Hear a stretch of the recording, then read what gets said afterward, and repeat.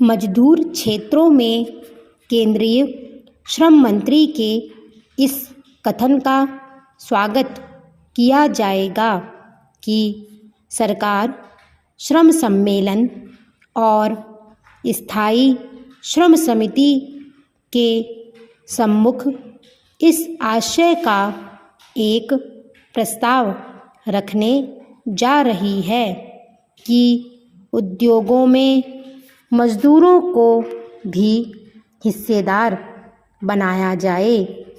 भारत एक लोकतांत्रिक समाजवादी देश है। वह समानता और शोषण से मुक्ति के सिद्धांत में विश्वास करता है। इसलिए यदि इस प्रस्ताव को स्वीकार कर लिया जाता है और उसके अनुसार औद्योगिक नीति का गठन किया जाता है तो इससे अधिक अच्छी और क्या बात हो सकती है। जहाँ तक औद्योगिक प्रबंध में मजदूरों के भाग की बात है, सन 1947 में सरकार ने यह कानून बनाया था कि जिन कारखानों में आवश्यक समझा जाए वहाँ श्रम समितियाँ बनाई जाएं। इसके पीछे उद्देश्य यह था कि ऐसे सुझाव दे सकें जिनसे मालिकों और मजदूरों में अधिकाधिक सहयोग हो सके। उनको कोई विशेष लाभ नहीं हुआ और यही कारण था कि उसके 10 साल बाद एक त्रिपक्षीय वार्ता एवं अध्ययन के बाद मालिक मजदूरों द्वारा संयुक्त प्रबंध समितियों के निर्माण का विचार रखा गया। राज्य और केंद्र की सरकार द्वारा इस विचार के प्रचार के बावजूद यह विचार जड़ नहीं पकड़ पाया। यद्यपि उनका कार्यक्षेत्र निर्धारित कर दिया गया था, किंतु राष्ट्रीय श्रम आयोग इस परिणाम पर पहुंचा कि जहां ये समितियां कायम की गईं वहां उद्देश्य पूर्ति में कोई सफलता नहीं मिली।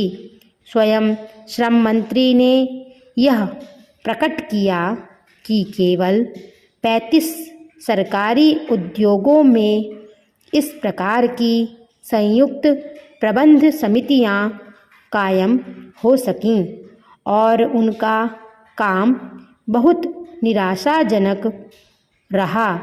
औद्योगिक लोकतंत्र की दिशा में वह एक कदम था, परंतु वह आगे ना बढ़ सका।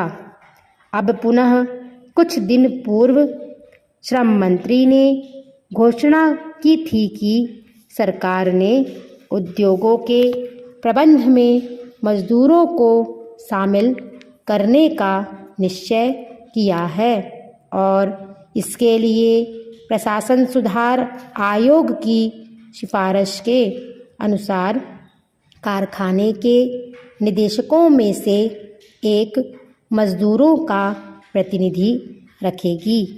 अब उन्होंने श्रम मंत्रालय के बजट अनुदान पर हुई बहस का जवाब देते हुए न केवल यह बात दोहराई है, अपितु यह संकेत भी दिया है कि उद्योगों में मजदूरों की हिस्सेदारी की योजना भी सरकार के दिमाग में है।